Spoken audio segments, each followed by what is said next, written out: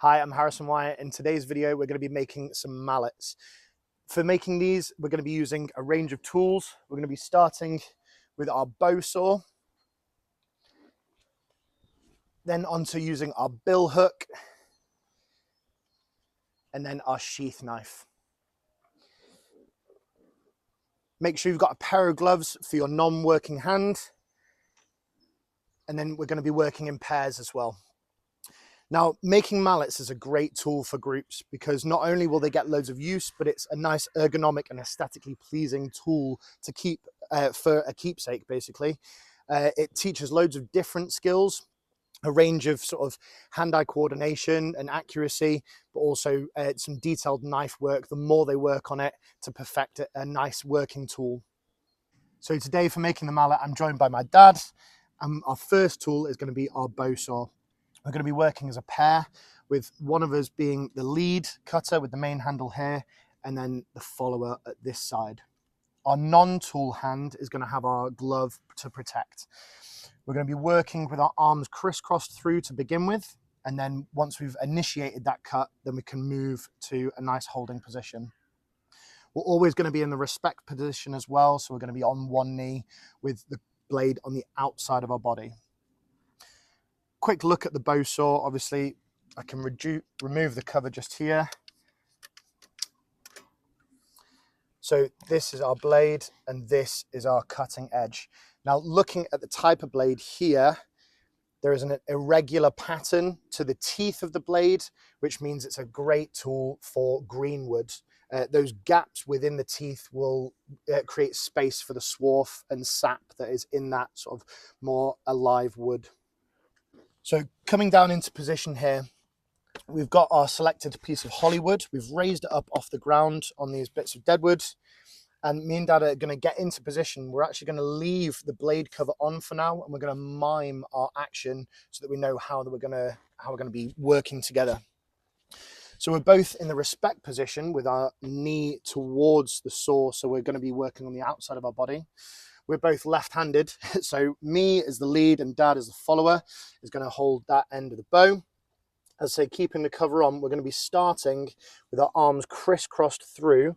As you can see, our gloves on our non-tool hand, and we're going to be going back and forth. And as we do this, we're going to be calling an action so we know timing. So I will say lead and Dad will say follow. Lead, follow, lead, follow, lead, follow. Okay. Once we're happy, then we can remove the blade cover.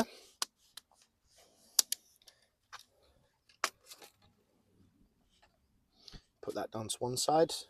And again, we can get back into position. So crisscross through, ready? Lead, follow, lead, follow, lead, follow, lead, follow, lead, follow, lead, follow, lead, follow, lead, follow, lead, follow, lead. follow. Okay, and we'll stop there. So keeping the blade where it is, I can already see we've started to get some dust and swarf build up, but the blade is at least halfway in the depth of the blade. So we've initiated that cut enough that we can now remove our arms and hold on either side. Make sure that you identify that you want your thumb pointing down. You do not want your thumb to be reaching underneath that blade accidentally.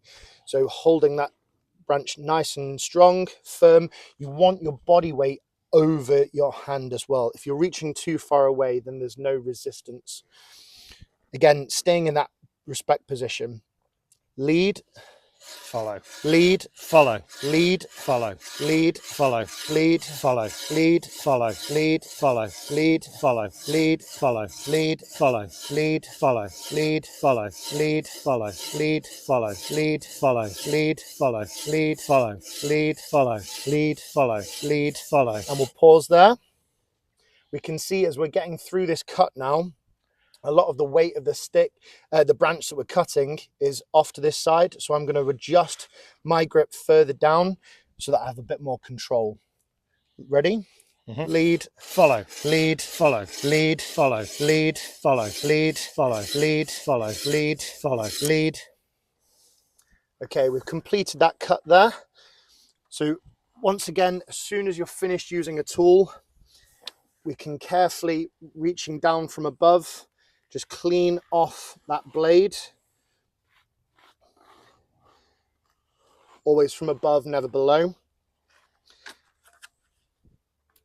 And I can replace that cover on and set the tool to one side.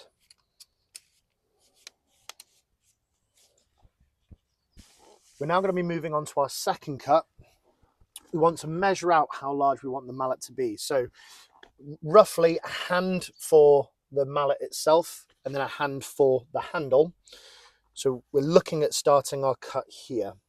We can initiate our cut whilst it's firm on here, but as we get closer to completing that cut, we'll move it across the logs or create space. When you're cutting in between two sections, remember that that downward force will close the gap around the sides of the blade, so keep that in mind. Again, we can grab our tool. Keeping the cover on, we can think about our positioning. As I said before, we're starting with our arms crisscross through. The reasoning behind this is whilst we're initiating that cut, the blade can bounce. So by having our arms crisscross through, it means that the tool cannot come up or move too dangerously towards either one of us. And we're always in our respect position on one knee so that should we need to, we can quickly step away. Now that we're in position, are we ready? We'll remove the blade cover. Okay, you ready? Start there. Lead, Follow. lead, Follow. lead, Follow. lead, Follow. lead, Follow. lead, Follow. lead, Follow. lead, Follow. lead, Follow. lead, Follow. lead, Follow. lead, and pause. Okay, now that the blade's in, we can remove our arms. Have a look there. Once again, we can now keep a good firm grip, making sure our hands aren't anywhere near that blade. Lead, Follow. lead, Follow. lead, Follow. lead, Follow. lead, Follow. lead, Follow. lead, Follow. lead, Follow. lead, Follow. lead, Follow. lead, Follow. lead, Follow. lead, Follow. lead, Follow. lead, Follow. lead, Follow. lead, Follow. and pause. I can see that I've just made contact with our sort of raised piece of wood here. So we're now going to move our whole piece of work over to the side. And we're going to slowly and carefully finish that cut. Lead, Follow. lead, Follow. lead, Follow. lead, Follow. lead, Follow. lead, Follow. lead, Follow. lead, Follow. lead, Follow. lead, lead. Lovely. Setting those pieces of wood off to the side. As before, clean off the blade from above and replace the cover. Now that we've made those two cuts, you can see why we've chosen this piece of Hollywood. It's a lovely dense branch with lots of close rings as well. We're going to be measuring out a hand to make our handle. And what we're going to now do is make a third cut, which is a circular stop cut. So we're only going to be going into about the depth of the blade all the way around. And that will take us on to our next step. So we're working effectively in the middle, crisscross, as we're always effectively going to be initiating this cut. Lead, Follow. lead, Follow. lead, Follow. lead, Follow. lead, Follow. lead, Follow. lead, Follow. lead, Follow. lead, Follow. lead, Follow. lead, Follow. and stop. Okay, we're just gently going to roll it towards you. You start. Follow. Lead, Follow. lead, Follow. lead, Follow. lead, Follow. lead, and gently towards you. Lead, Follow. lead, Follow. lead, Follow. lead, Follow. lead, Follow. and stop. Again, we're keeping a really close eye so as to not cut too far in. We're just working to the depth of the blade. Lead, Follow. lead, Follow. lead, lead, lead. Go on, you start. Follow. lead, follow, lead, follow, lead, follow, lead, stop there, lead, follow, lead, follow, lead, follow, lead, follow, lead. Keep working round. Go on, you start. follow, Lead, follow, lead, follow. lead. Okay, I can now see that initial cut. We're not far off. Well, we've done a pretty darn good job there. So I can just work to that, and again, we can neaten it up afterwards. Lead, Follow, lead, follow, lead, follow, lead, follow, lead, follow. and stop there. So having made that circular cut, we can now move on to our next tool, where we're going to be working down to take the outer edge of our handle off down to that stop line. And if we want a narrower handle, we can go back and cut further into the piece of the wood, but we don't want to take off too much. So we're moving on to using our bill hook now. And when we're using a bill hook, we're effectively going to be working as a pair again. One person is not going to have their gloves on because they're going to be holding the tool. And we're going to be working down to our stop cut. So you're going to be grabbing the handle like so, and then the end of the blade for control. You're going to be lining up the blade. Now, when we're using this, there's 3 questions of dialogue back and forth with each other as a partner. So the person that's holding the tool is going to be sort of getting themselves ready, and then the other person is going to be using either a mallet that's already been pre-made, or the piece of wood that we just cut off, something big and heavy that we can hit down onto that bill hook. The 3 questions are: how many times am I going to be hitting it? How hard, soft, medium, or hard? And are you ready? And effectively, that has to be a correspondence back and forth, so we're making sure that we're in communication all the time. Should you have more in your group, maybe you're working in sort of 2s or 3s, the third person can also be overseeing this and making sure there's a safety control. So we can take it in turns. If you want to start by holding the tool, so again, you're going to be grabbing the handle with one and then gripping it with your fingers, and we'll line it up on the edge there. Let's move that out the way. And because I'm not holding the tool, I can use my gloves. And again, we're in that respect position. So first of all, Dad, how hard would you like me to hit it? Medium, Medium. How many times? twice, Are you ready? ready. 1, 2. So we can see that the bill hook there has started to go down that cut. Now, it's almost level with the top of the wood, so I'm not going to be making any impact should I cut it again. So now Dad can remove his left hand, and I'm going to be working towards the end of the bill hook. Because we've initiated that cut, we're probably only going to need to go soft for the rest. So Dad, how hard do you want me to hit it? Soft, How many times? twice, Twice. Are you ready? ready. 1, 2. Okay. We can see there that the angle of the cut has started to veer away. We want to be working down to our stop cut. It's not a problem. What we can do is we'll pull away that section and we'll start again. We can control the bill hook with slight angles. And again, that hand that's holding the end of the blade can pivot back and forth and almost rev like you're on a motorbike. What we'll do is we can rotate it around a little bit and we can line it up again. How hard would you like me to hit it? Medium, How many times? twice, Are you ready? ready. 1. So that's gone through straight away. Again, so I'm not going to continue my second strike there because the cut has initiated, but that's fine. So again, we'll rotate through.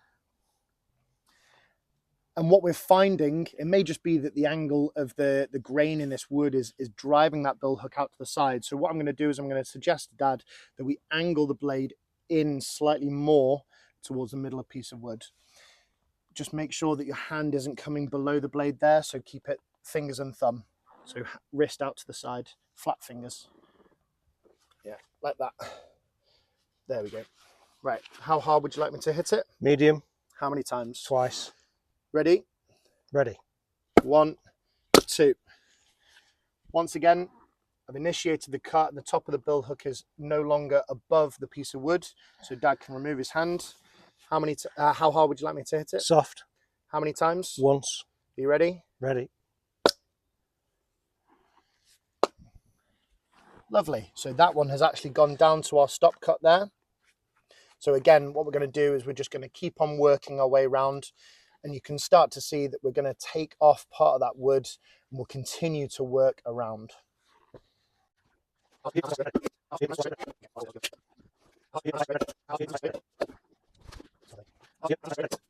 do you want to swap over?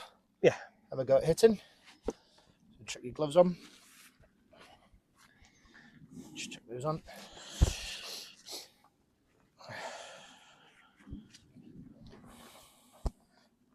So just whilst Dad puts his gloves on, I'm just having a quick look at how close to that stop cut we're getting.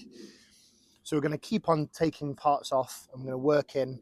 And then when we get to the depth of that, we're going to look at how far that cut's gone, see whether we need to take off any more so that it's a nice, comfortable, ergonomic handle for our mallet.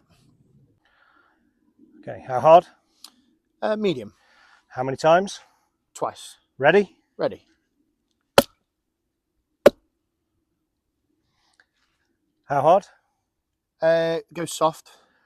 How many times? Go 1 on the side there. Ready? Yeah. Nice. Let's go 1 more soft on that side.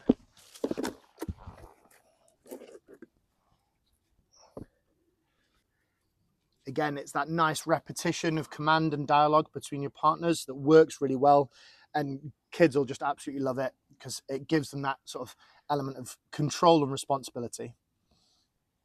How hard? Hard. How many times? Once. Ready? Ready. Nice. I'm going to angle it in slightly. So again, I'm going to rev the bill hook like it's a motorbike so that I can keep that blade going down towards our stop cut. I'm going to work off to the side here. In looking at the shape that I'm keeping here, I want to keep an eye on where the center of the grain is. So I'm just looking at that and I'm trying to slowly work and almost make what would be a circle, probably more of a hexagon as I work around that. As I rotate, as good a cut as we made before, I'm wanting to make sure, obviously, the surface we're working on isn't completely flat, so we want it to be nice and stable. Now that we're working down to our stop cut, you could see how easy it was for me to work the bill hook down through the piece of wood, and you can see there quite visually that it's starting to appear. We've still got quite a ways to go. All these bits that are coming off here are going to be fantastic for making bits of kindling, but also potentially even feather sticks. So we'll get back to that in a later video.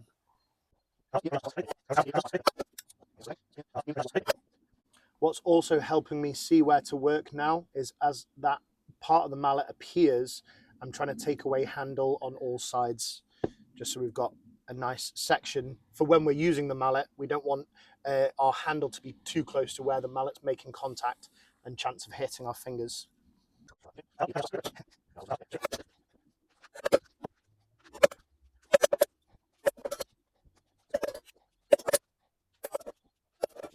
Okay, so we've taken away a fair chunk of the wood, but obviously you can see with the way that we've been working with the bill hook, it has left a chunkier handle. And at the moment, it's not too comfortable. So we're going to get into working with our sheath knife to neaten up that handle, but also make some minor adjustments to the mallet to make it even more robust. So before we move on to using the sheath knife, again, we've just finished using the bill hook so it can be put away. And we're also just going to generally tidy up this station so we can work in a nice, safe environment.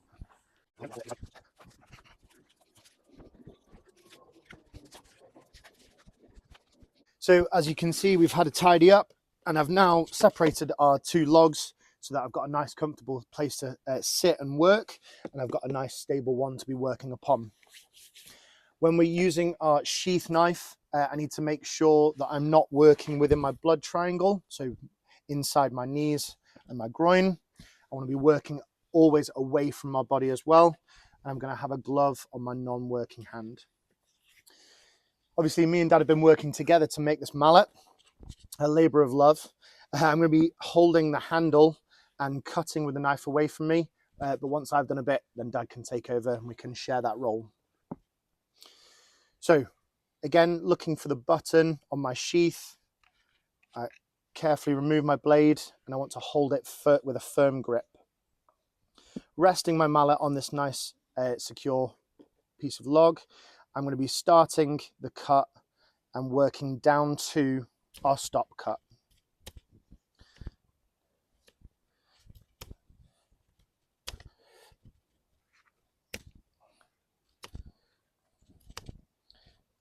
As you can see with my gloved hand, I can just slowly be rotating the mallet and working it. And already I'm neatening up all these sort of steep angles and grooves to round it off.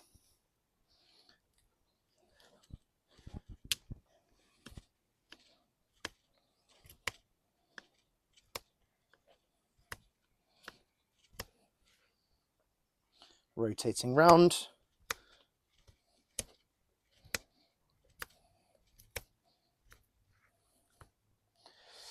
So here I can see that I've actually gone past sort of carving where my initial stop cut was. What I can do is I can turn the mallet to the side, and again using the blade, all I'm going to do is I'm going to line it up with our stop cut and I'm going to roll back and forth until those flake away. And that's another technique for if your initial stop cut is a little bit too shallow, you can work back and forth with the sheath knife to make that handle the thickness that you want. Obviously at the moment with holding this section, I've just carved this bottom section. So what I might suggest to Dad when he comes in and has a go is he'll hold the mallet itself and work from the other side, working from the middle of the handle off the end. Okay. Once I'm done with my turn, I can clean off the blade and return the knife with a pop into the sheath. Okay, so yeah, sitting here, you can rest your elbows on your knees and then you know you're always going to be working outside of that blood triangle.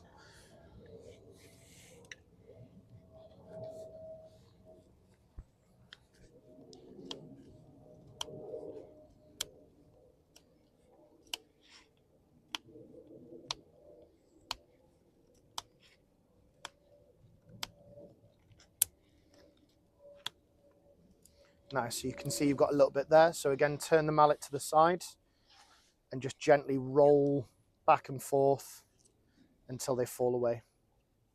Lovely.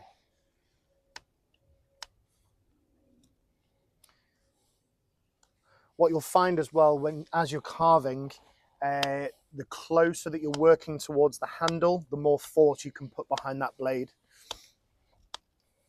We can use the end, the pointed end of the blade for more sort of delicate, narrow work.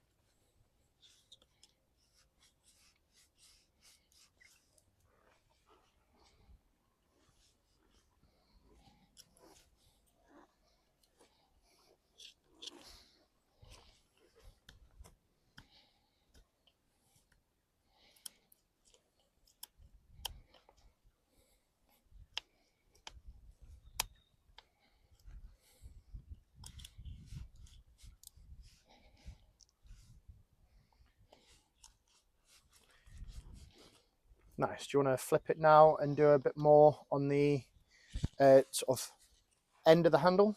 Sure.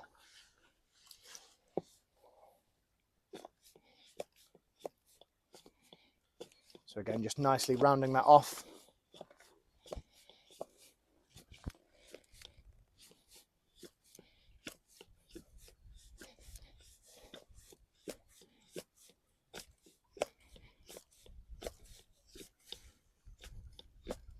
You can just roll the mallet in that gloved hand.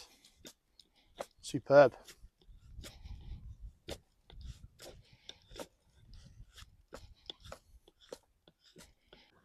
So we've still been working on that handle for a little while now.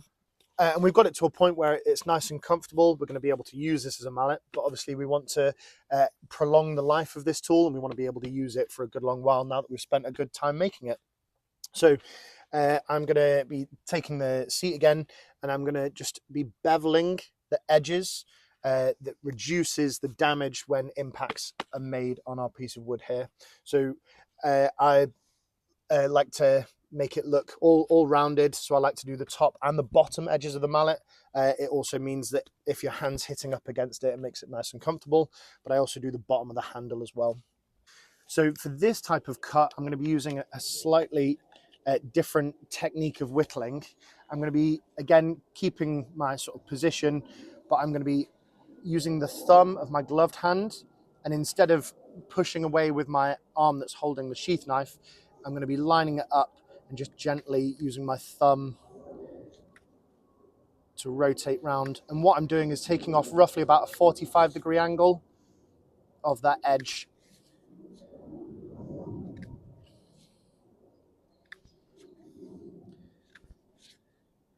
And again, I do this with most sort of tools that I use.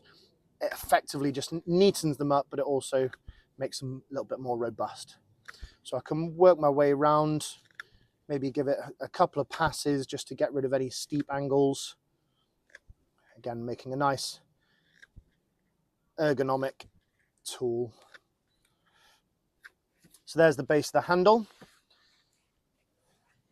I can do the top here. What you'll find with the bark, you want to strip that off first and then actually work it into the wood itself. So initially, I can work my way around as we were before, just sort of striking away with that arm that's holding the knife.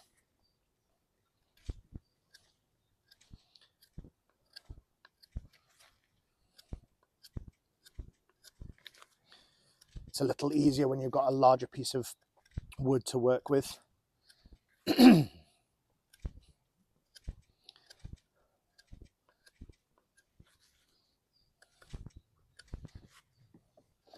And then I can come in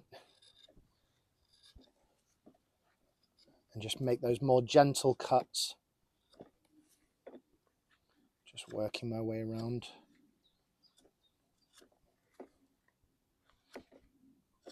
What you might have noticed before with the mallet that I had before, I'd actually stripped off all the bark. What you'll find is with mallet use, obviously having cut the piece of wood, it will dry out over time, but obviously impacts as well will very quickly strip off that bark anyway.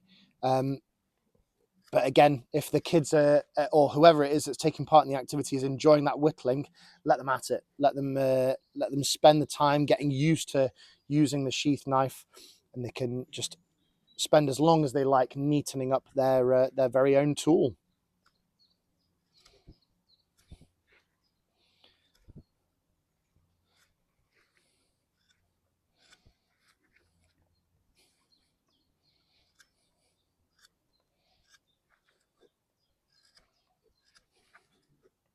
Again, I'm just working my way around.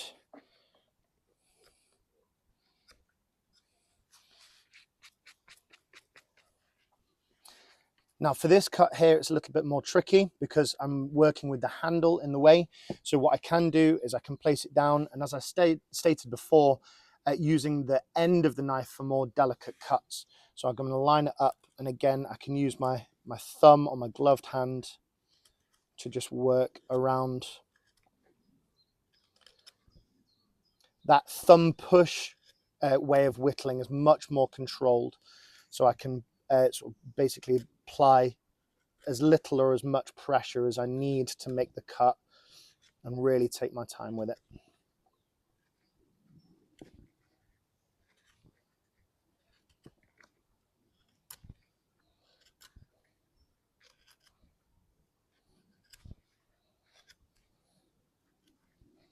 Just got a piece there.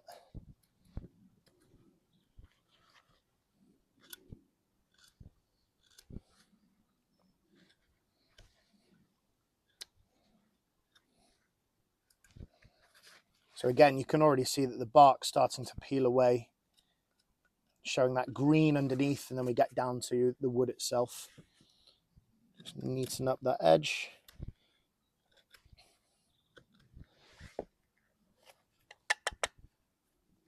Clean off the blade.